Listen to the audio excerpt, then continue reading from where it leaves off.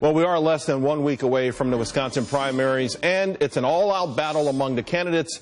But yesterday, Wisconsin radio host Charlie Sykes telling me he doesn't think Trump will win the state, and he explained why. Take a listen.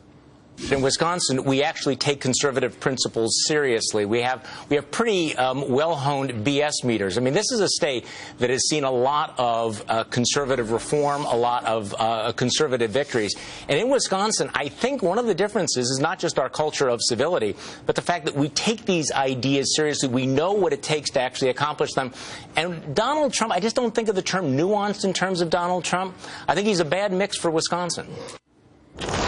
To Independent Women's Forum's Hadley Heath Manning. All right, Hadley, listen, obviously Sykes and a whole lot of other conservative radio hosts in Wisconsin, there's no love lost between them and Donald Trump.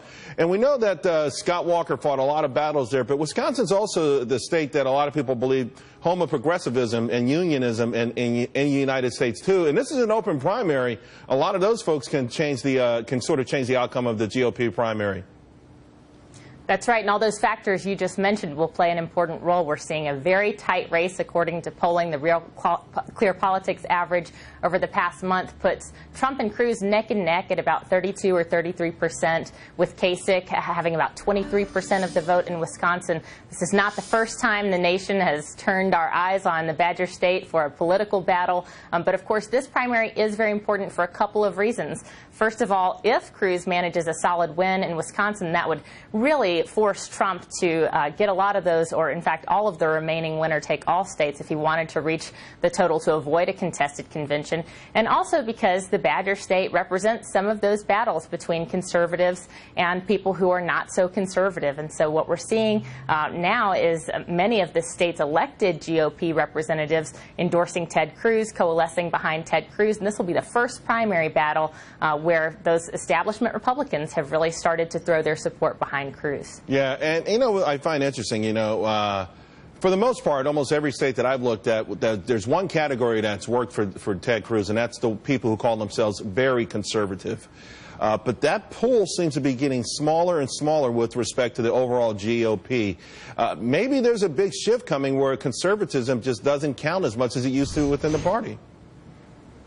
Well, certainly those principles have been at the core of what the Republican Party represents, even if candidates over the years haven't been 100% loyal to those principles. What we see in Wisconsin is the elected Republicans there have stood their ground on very important issues with public unions, and also when it comes to Obamacare. This is one of 19 states that has not bought into the Obamacare Medicaid expansion. So the conservatives in the state of Wisconsin are still holding true to those principles. That's one of the reasons why many of them have problems with Mr. Trump. And yet, ironically, Trump supporters say that Scott Walker, Paul Ryan, they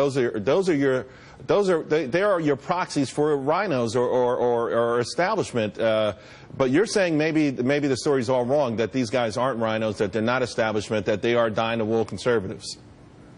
Well, that's right, and this election season has been very interesting, and of course now the irony is that as so-called establishment Republicans coalesce around Ted Cruz, I mean, here's the perfect example of someone who's really built his political career on challenging the GOP establishment, because you have the presence of someone like Mr. Trump, who presents himself 100% as an outsider. He sees it as more of a feature and not a bug of his campaign, that he doesn't have as many political endorsements. We're seeing, you know, the outsiders versus the anti-establishment in this campaign cycle. It's a wild and crazy, but it's somewhat fun thing to watch, too. Thanks, Hadley.